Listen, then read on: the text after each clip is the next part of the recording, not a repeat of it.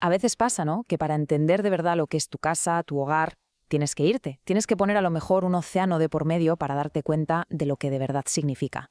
Pues hoy vamos a explorar justo eso, cómo la nostalgia de un poeta en el extranjero fue la chispa que encendió uno de los poemas más queridos de toda una nación. Y todo arranca con esta pregunta, que es casi un rompecabezas, ¿verdad?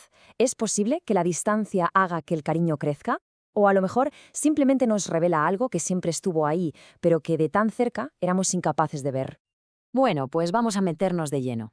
Aquí la tenemos, la revelación, el corazón del poema Patria de Ricardo Miró.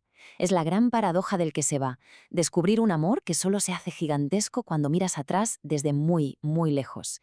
Es que este verso de verdad es la llave que lo abre todo. Es curioso cómo las ideas más grandes a veces nacen de las cosas más pequeñas. Y en este caso todo empezó con una anécdota, con un objeto casi insignificante que fue capaz de conectar dos mundos. A ver, vamos a imaginarnos la escena. Nos vamos a Barcelona, 1909, en plena Belle Époque. Por ahí anda Ricardo Miró, un joven cónsul de una república que acababa de nacer, Panamá. Está paseando por una ciudad que es un hervidero, un mundo completamente distinto al suyo. Y en medio de todo ese bullicio, de toda esa modernidad europea, se topa con algo orgánico, algo que le suena. Una simple caracola en el escaparate de una tiendecita. Un objeto que, como él, parece un poco fuera de lugar. El gesto es casi instintivo, ¿verdad? La coge y se la acerca al oído. Lógicamente está en Barcelona, a orillas del Mediterráneo.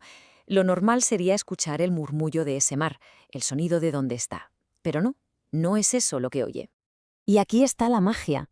Esto es una imagen potentísima del poder de la nostalgia. En esa pequeña concha, a miles de kilómetros, Miró no escucha el mar que tiene delante, sino los dos océanos que abrazan su tierra, el Pacífico y el Atlántico. La caracola, de repente, se convierte en una especie de teléfono directo a casa. Pero, a ver, ¿quién era este hombre? ¿Quién era Ricardo Miró para tener esa conexión tan brutal? ¿Qué le llevó de Panamá a Barcelona? Y sobre todo, ¿cómo influyó ese contraste tan bestia en su obra? Esta cronología nos pone un poco en situación. Miró era un joven intelectual, metido de lleno en la vida cultural de Panamá. Había vivido épocas complicadas, como la Guerra de los 1000 días, y formaba parte de esta primera generación que estaba, literalmente, construyendo la identidad de una nueva república. Así que su viaje a Europa en 1908 no era solo un trabajo, era un salto a otro planeta.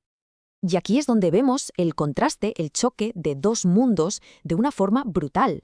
Panamá era una nación recién nacida, casi definida por la selva tropical y esa obra de ingeniería salvaje que era el canal. Y Barcelona era la modernidad pura. Gaudí construyendo la Sagrada Familia, la era del vapor, los telégrafos. El choque tuvo que ser tremendo, y es justo en esa grieta donde nace la nostalgia que lo inspira todo.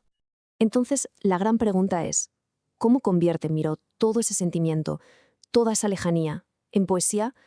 Pues lo hizo de una forma increíble, usando la tecnología de su propia época como metáforas para hablar de una conexión que era casi espiritual.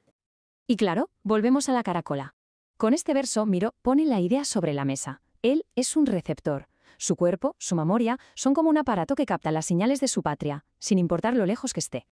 Y aquí es donde Miró hace algo que es sencillamente genial.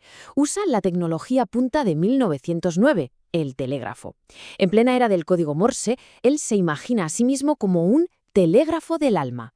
Su corazón no late, no, recibe mensajes en clave. El sonido de las campanas de su ciudad, el ruido de los mercados, hasta los golpes de los martillos en la construcción del canal.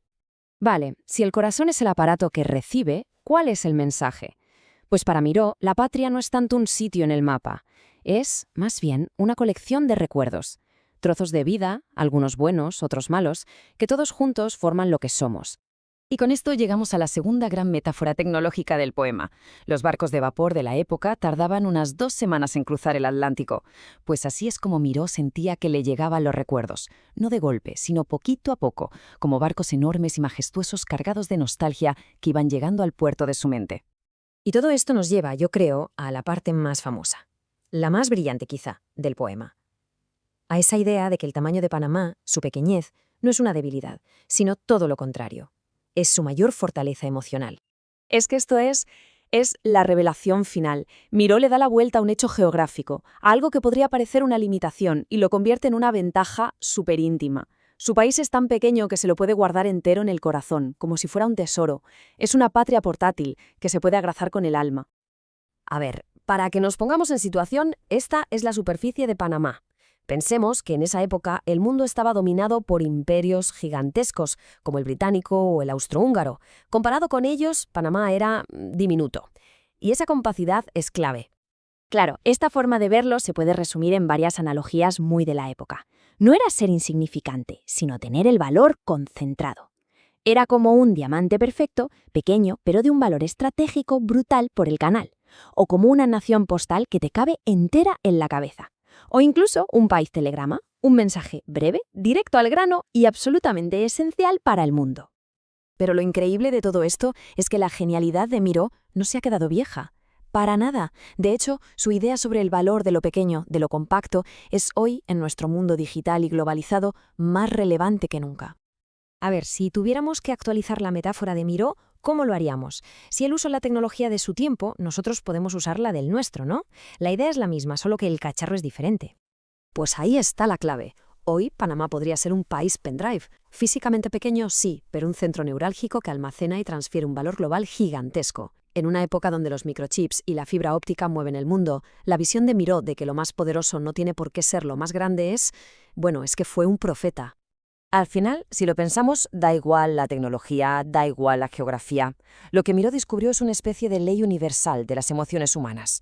El cariño de verdad tiene el poder de hacer pequeño lo que es inmenso para poder llevarlo siempre contigo y de traer muy cerca lo que está lejísimos. Y cerramos con esta idea, que es como la guinda del pastel de todo este viaje. Mucho antes de que nadie soñara con ir a la Luna, Miró ya sabía que no hace falta ninguna nave para anular las distancias más bestias. Solo hay que mirar hacia adentro. Porque al final el corazón es la única tecnología que siempre te puede llevar a casa. Da igual lo lejos que estés.